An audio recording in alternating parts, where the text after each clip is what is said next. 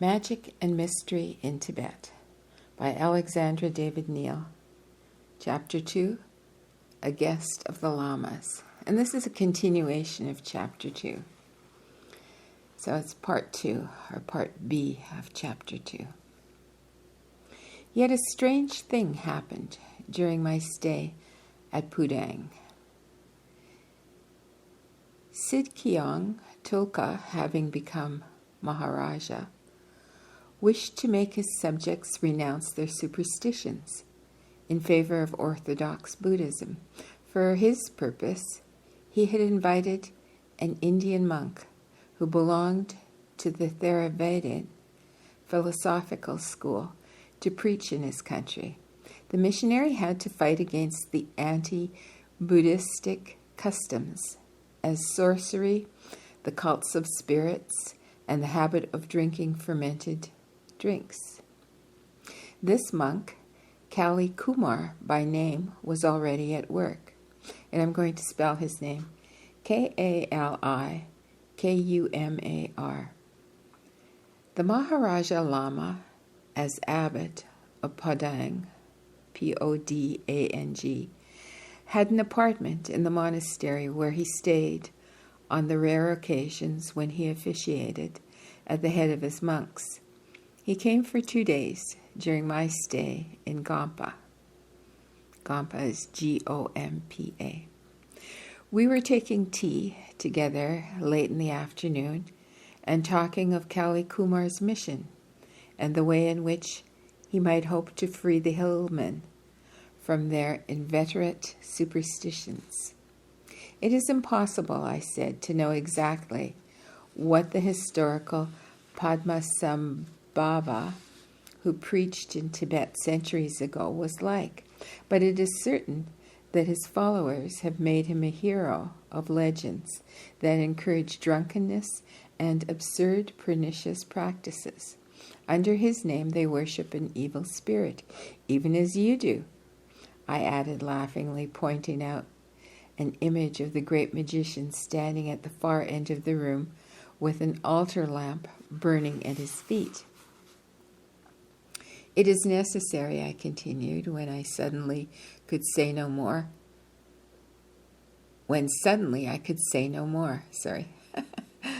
A third invisible presence had interrupted me. Yet no one spoke. There was complete silence in the room, but I keenly felt the influence of some occult force. "Nothing you can do will succeed," said a soundless voice. "The people of this country are mine. I am more powerful than you." I listened in amazement to these silent words, and I had almost decided that they were only the expression of my own doubts regarding the success of the proposed reforms, when the Maharaja replied. He replied to that which I had not said, arguing with the invisible adversary of his plans.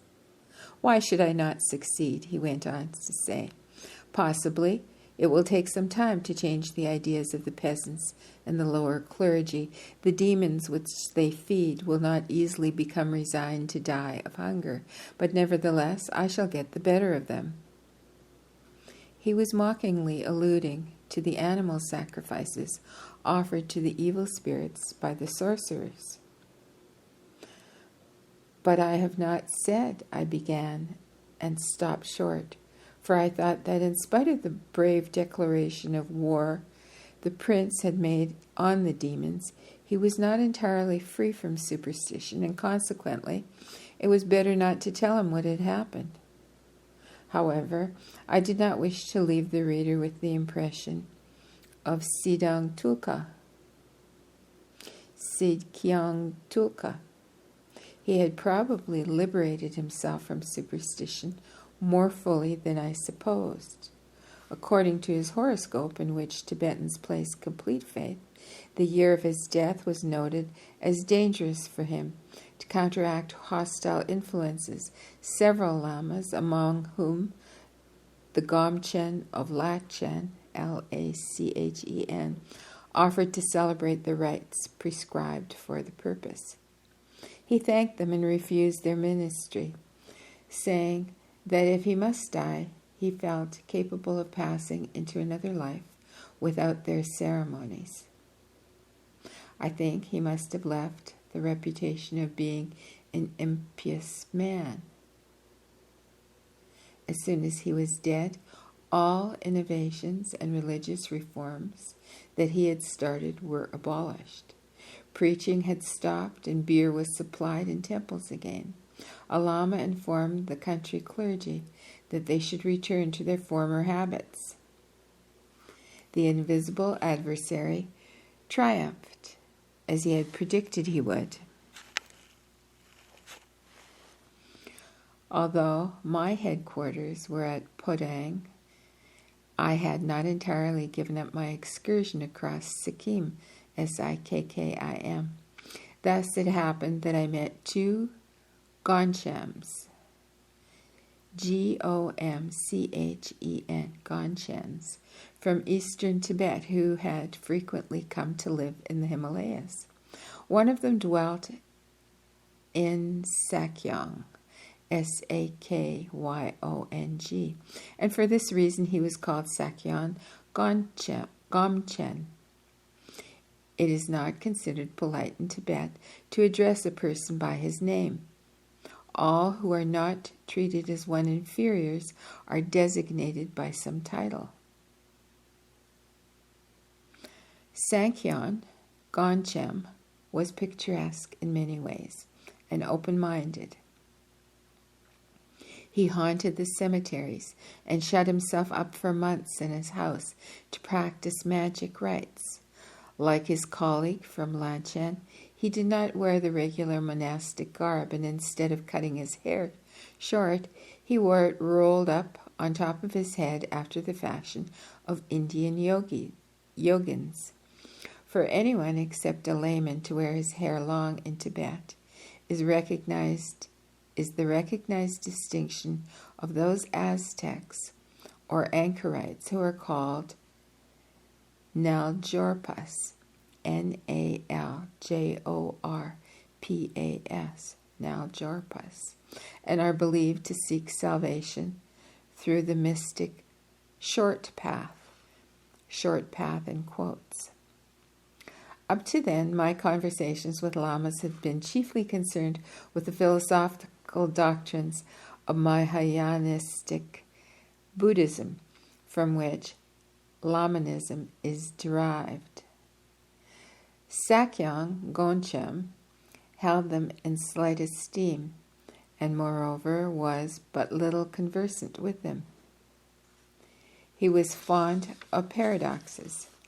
Study, he said, is of no use in gaining true knowledge. It is rather an obstacle. All that we learn in that way is vain. In fact, one only knows one's own ideas and one's own visions. As for the real causes that have generated these ideas, they remain inaccessible to us. When we try to grasp them, we only seize the ideas that we ourselves have elaborated about these causes. Did he clearly understand what he said, or was he merely repeating what he had read or heard expressed by others? At the request of the Prince Tulka, Sakyong Gomchen also went on a round of preaching. I had the opportunity of watching him deliver a sermon. I say watching rather than hearing, for at that time I was far from being capable of understanding all that he said in Tibetan. In this role of apostle, he was generally very fine. No, he was really very fine. The vehemence of his speech, his gestures, the varied expressions of his countenance proclaimed him a born orator, and frightened faces, bathed in tears of the listeners, was proof enough of the impression he produced. The Gomchen of Sakyong is the only Buddhist I have ever seen preaching in such an impassioned way, for Orthodox Buddhism excludes gestures and vocal effects as unbefitting in expounding a doctrine which appeals only to calm reason. I one day asked him, "What is the supreme deliverance?" In brackets, Tharpa, Tarpa. He answered, "It is the absence of all views and all imagination, the cessation of that mental activity which creates illusions." Another day he said, "You should go to Tibet and be initiated by a master of the short path. You are too much attached to the doctrines of the Neothos," in brackets, the Buddhists of the Theravada school. Theravada school. Okay, I'm going to spell that word Neanthos. The doctrines of the Neanthos. Nienthos, and 2 dots over the O. So an umlaut there. Okay, you are too much attached to the doctrines of the Buddhists of the Theravada school. I foresee that you would be capable of grasping the secret teaching. And how could I go to Tibet, since foreigners are not admitted? I asked. Pooh! Many roads lead to Tibet, he replied lightly.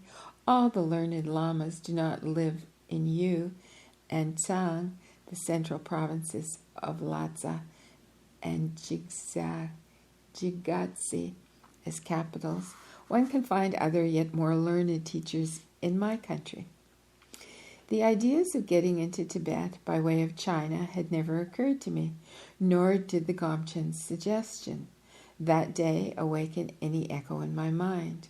My hour had probably not yet come. The second Gomchen, whom I got to know, was of an uncommunicative character and rather haughty in his manners. Even the customary formulas of politeness which he was compelled to utter were tinged with a peculiar icy coldness. Like the Gomchen of Sankyon, he was called after the place that he lived, Daling Gomchen, Daling. He always wore the regular monastic robes and toga, but with the addition of earrings of ivory and a silver dorje, Dorje, studded with turquoises stuck in his hair. This Lama spent the whole summer of every year in a cabin built for him at the top of a woody mountain. A few days before his arrival, his disciples and the villagers around would carry into the hermitage enough provisions for 3 or 4 months. After this, they were absolutely forbidden to approach the Gomchen's dwelling. The Lama had no difficulty in getting them to respect his solitude. The country people did not doubt that he practiced dreadful rites to trap the demons and compel them to give up their mischievous designs against the persons or the possessions of those who worshipped him. His protection greatly reassured them, but they feared that if they went near his hut, they might chance to meet some malignant beings, answering unwillingly the Gomchen's summons and not in a pleasant mood. Moreover, the mystery which always surrounds the conduct as well as the character of the Naljarpas inspired them with prudence. Little inclined as this Lama was to answer my questions, the desire expressed by the prince to whom he owed his appointment as head of the small monastery of Daling compelled him to depart somewhat from his reserve.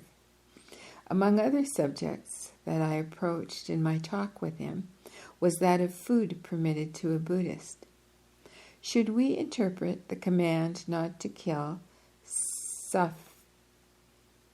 sophistically And continue to eat meat and fish? I asked.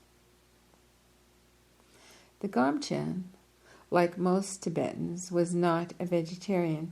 He expounded a theory on this subject, which I had heard again in other parts of Tibet, and which is not altogether lacking in originality. Most men, he said, eat like beasts to satisfy their hunger, without pondering upon the act that they are accomplishing, nor upon its consequences. Such ignorant people do well to abstain from eating meat and fish. Others consider what becomes of the material elements that they absorb when eating animals. They know that the assimilation of these elements involves the assimilation of the psychic elements which are inherent in them.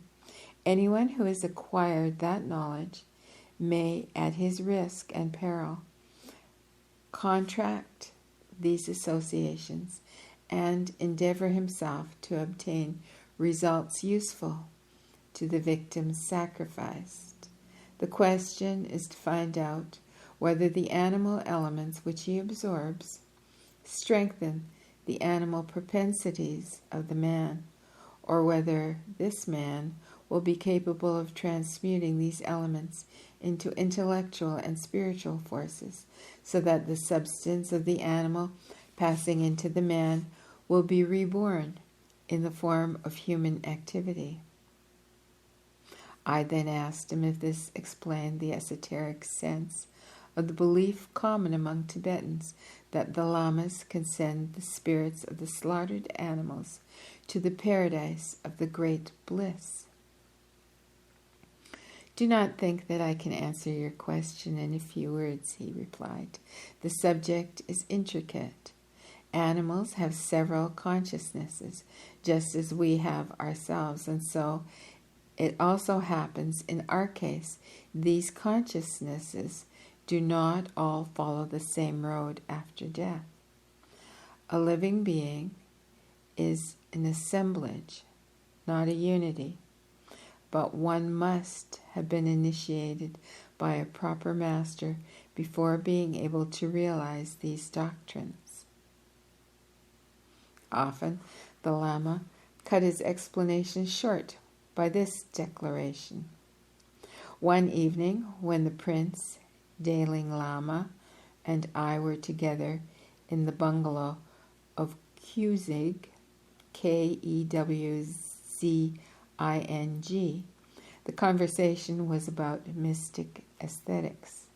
With a repressed enthusiasm, that was most impressive, the Gomchen spoke of his master, of his wisdom, of his supernormal powers. Sidkyong Tulka was deeply moved by the profound veneration of the Lama for his spiritual teacher. At that time, the prince was full of cares on account of his contemplated marriage with a Burman princess. I regret very much that I cannot meet this great Naljarapa, he said to me in English, for he certainly would give me good advice. And addressing the Gomchen, he repeated in Tibetan, I am sorry that your master is not here. I really need the advice of such clairvoyant sage. But he did not mention the question that he wished to ask, nor the nature of his preoccupations. The Lama, with his usual coldness of manner, asked, Is the subject serious?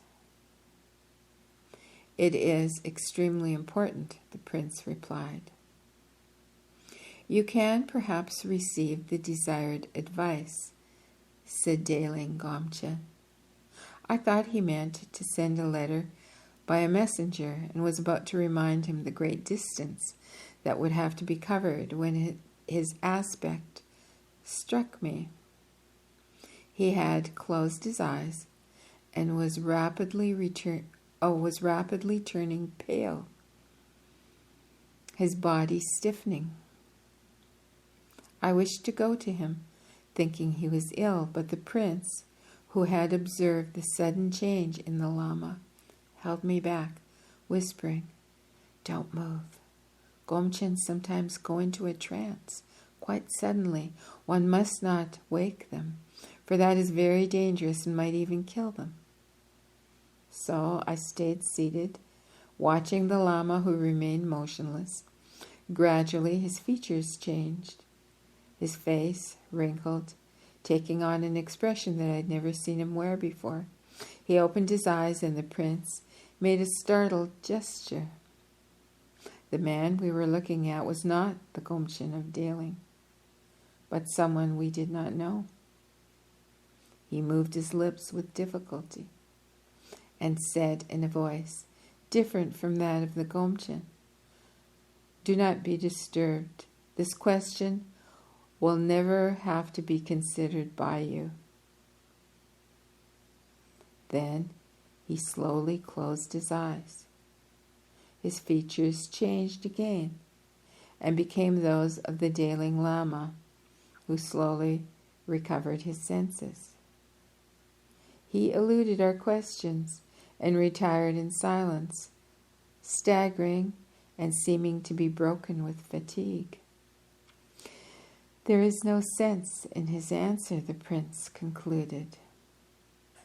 Whether by chance or for some other reason, it unfortunately proved that there had been a meaning in these words.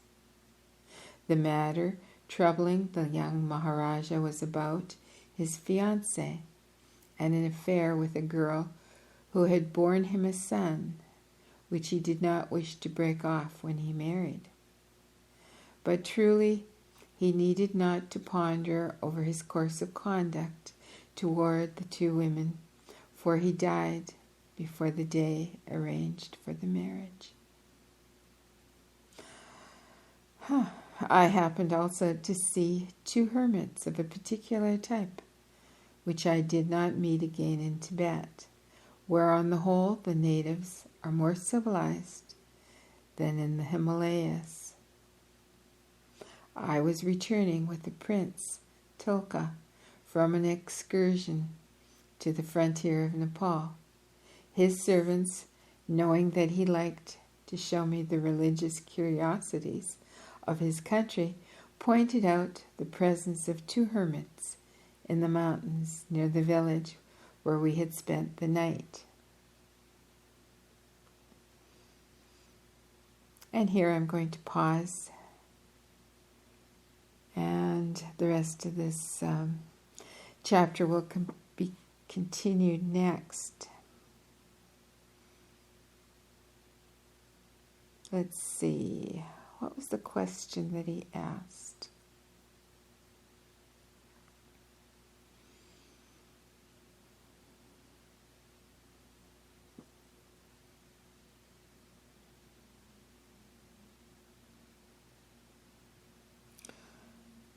I'm sorry I'm pausing here. I'm looking for the question that he asked.